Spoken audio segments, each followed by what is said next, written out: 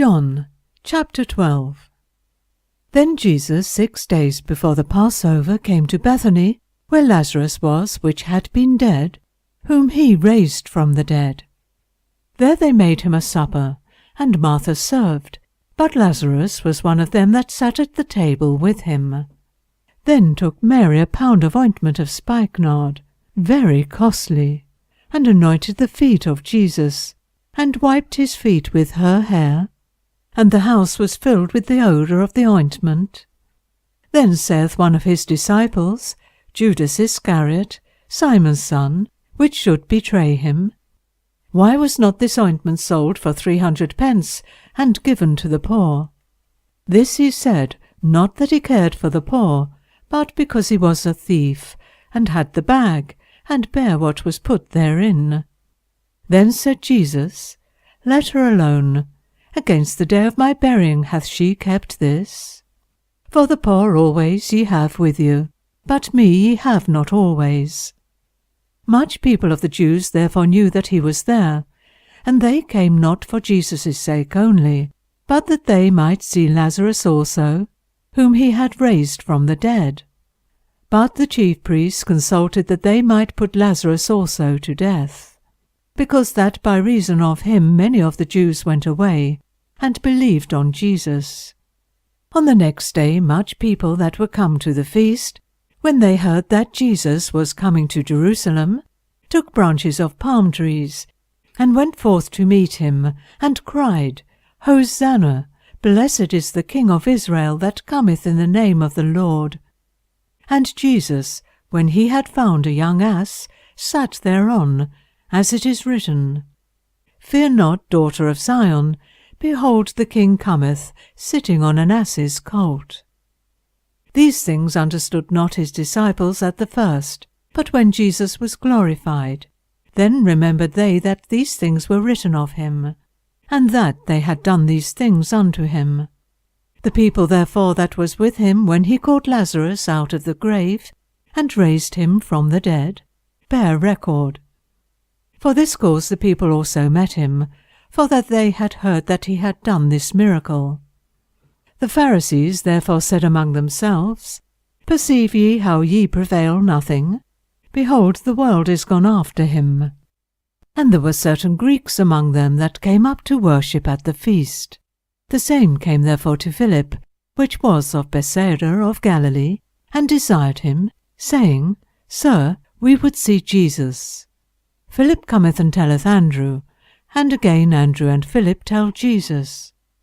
And Jesus answered them, saying, The hour is come, that the Son of Man should be glorified. Verily, verily, I say unto you, except a corn of wheat fall into the ground and die, it abideth alone. But if it die, it bringeth forth much fruit.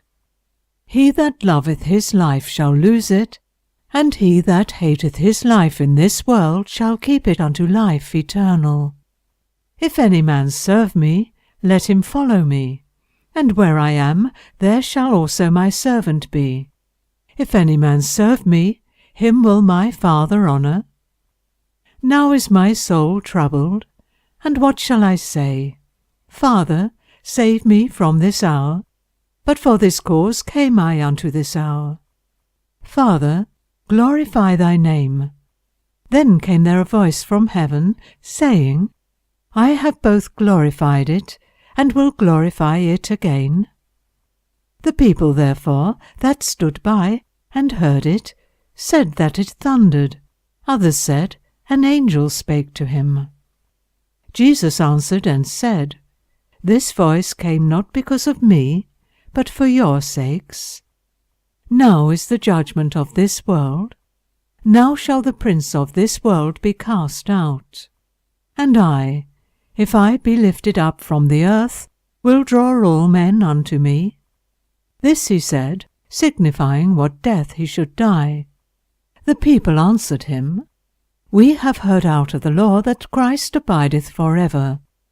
And how sayest thou, the Son of Man must be lifted up? Who is this Son of Man? Then Jesus said unto them, Yet a little while is the light with you. Walk while ye have the light, lest darkness come upon you. For he that walketh in darkness knoweth not whither he goeth. While ye have the light, believe in the light, that ye may be the children of light. These things spake Jesus, and departed, and did hide himself from them. But though he had done so many miracles before them, yet they believed not on him, that the saying of Esaias the prophet might be fulfilled, which he spake, Lord, who hath believed our report? And to whom hath the arm of the Lord been revealed? Therefore they could not believe, because that Esaias said again, He hath blinded their eyes, and hardened their heart, that they should not see with their eyes, nor understand with their heart, and be converted, and I should heal them. These things said Esaias when he saw his glory, and spake of him. Nevertheless among the chief rulers also many believed on him, but because of the Pharisees they did not confess him, lest they should be put out of the synagogue. For they loved the praise of men more than the praise of God. Jesus cried and said, He that believeth on me, believeth not on me, but on him that sent me. And he that seeth me seeth him that sent me. I am come a light into the world, that whosoever believeth on me should not abide in darkness. And if any man hear my words, and believe not, I judge him not. For I came not to judge the world, but to save the world. He that rejecteth me, and receiveth not my words, hath one that judgeth him. The word that I have spoken, the same shall judge him in the last day. For I have not spoken of myself, but the Father which sent me. He gave me a commandment, what I should say, and what I should speak. And I know that his commandment is life everlasting. Whatsoever I speak, therefore, even as the Father said unto me, so I speak.